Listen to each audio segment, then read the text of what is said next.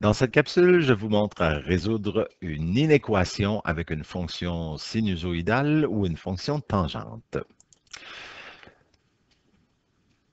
Donc, j'ai une première fonction ici de sinus qui aurait pu être un cosinus aussi, donc ça n'a pas d'importance, sin ou cos, donc ça c'est sinusoïdal, donc ici c'est tangente, donc on voit la représentation graphique de chacune de ces deux fonctions-là.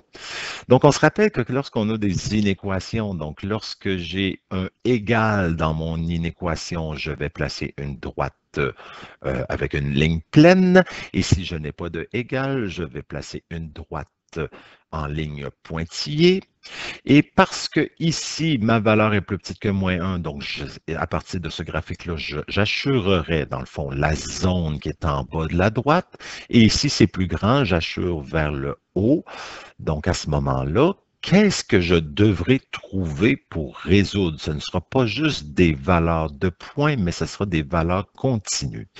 Donc, je regarde l'intersection de ma courbe sinus avec la partie assurée en vert. Et qu'est-ce qui est en commun entre les deux? C'est ce qui est en rose ici. Donc voilà, c'est comme ces 3U plus une partie qui est ici. Donc, il va falloir que je nomme tous les X de tous ces points-là.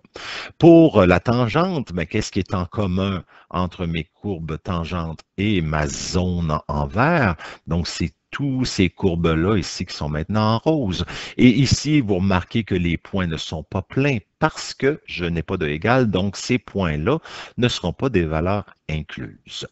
Donc, comment je vais faire pour, en fond, je voudrais dire toutes les valeurs de x de cette courbe-là, il faudrait que j'ai besoin de tous les points en rose. Et même ici, mes points, même s'ils sont exclus, je devrais trouver ces valeurs-là.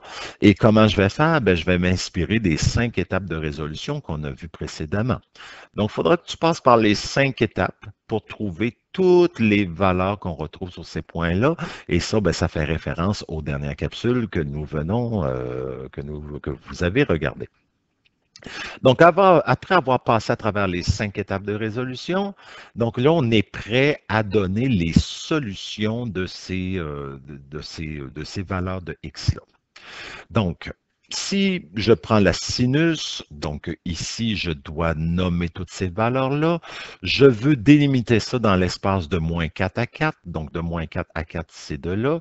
Donc, dans le fond, je veux nommer ce qui est en rose que je vois ici actuellement. Donc, j'ai une première zone que je vais nommer et c'est comme si je vous donnais, je vous demande de me dire quel est le domaine de cette courbe-là. Donc, quelles sont les valeurs de x? Donc, dans le fond, ça commence à -10 pi sur 9 jusqu'à -4 pi sur 9. Donc, je vais dire x appartient à ce premier intervalle-là. Donc, les valeurs, n'oubliez pas ici que les valeurs sont incluses parce que j'avais un égal dans mon inéquation. Donc, c'est pour ça que les crochets vont être à l'intérieur pour dire que les valeurs extrêmes seront incluses. J'ai une deuxième zone, donc je vais rajouter avec un union et je vais rajouter ma deuxième zone qui commençait à -pi sur 9 jusqu'à 2 pi sur 9. J'ai une troisième zone, donc qui commence de 5 pi sur 9 jusqu'à 8 pi sur 9. Je l'écris sous forme d'intervalle. Et j'ai ce petit bout-là qui n'est pas complet. Je sais qu'il commence à 11 pi sur 9 et qui va se rendre jusqu'à ma valeur maximale qui est 4. Donc, x vaut 4. Donc, ça me donne ma quatrième intervalle, mon quatrième intervalle qui est 11 pi sur 9 jusqu'à 4. Parce que ici, j'étais limité jusqu'à 4. Et si je voulais les nommer pour x va de moins l'infini jusqu'à plus l'infini, donc, à ce moment-là, encore une fois, on va avoir besoin de la période, mais que tu auras utilisée au préalable dans les 5 étapes. Donc, et comme mes valeurs sont tous sur 9, ben, j'ai tout de suite transformé ma période avec 2 pi sur 3. Donc, sur 3 fois 3 fois 3, ça fait 6 pi sur 9. Et là, comment je vais nommer, en fait, tous ces intervalles-là? J'ai une infinité d'intervalles. Donc, je vais m'inspirer d'une réponse parmi ceux-là pour donner ma réponse. En réalité, ça, c'est la forme générale pour le trouver. Donc, en fait, on voit qu'on a un grand intervalle avec une virgule au centre, dans lequel je vais mettre un premier élément jusqu'à son dernier élément. Donc, c'est comme ça qu'ici que je vais pouvoir écrire mon intervalle. Donc, j'en choisis un parmi les quatre. Donc, ça n'a pas d'importance lesquels. Donc, ça, je sais que ça va être mon point de départ. Donc, ça va être tous mes points qui sont en rouge, gros rouge ici. Et à la fin, je vais avoir mon point d'arrivée, donc mes points qui sont en bleu. Donc, dans le fond, c'est je veux nommer tout ça, mais de moins l'infini jusqu'à plus l'infini. Donc, mon point de départ, donc je choisis, par exemple, cet intervalle-là. Si vous auriez pu choisir celui-ci ou lui ou le dernier, peu importe, vous en choisissez un. Donc, vous dites, OK, mes points de départ vont tous débuter par 5π sur 9 plus la période, qui est 2π sur 3, et la fin, donc, va finir avec 8π sur 9 plus n fois la période. Donc, j'ai choisi cet intervalle-là. Ça me donne le début ici, le début de lui, et j'ajoute plus n fois la période. Et ça me donne donc une infinité d'intervalles qui me donne la solution de mon sinus en inéquation.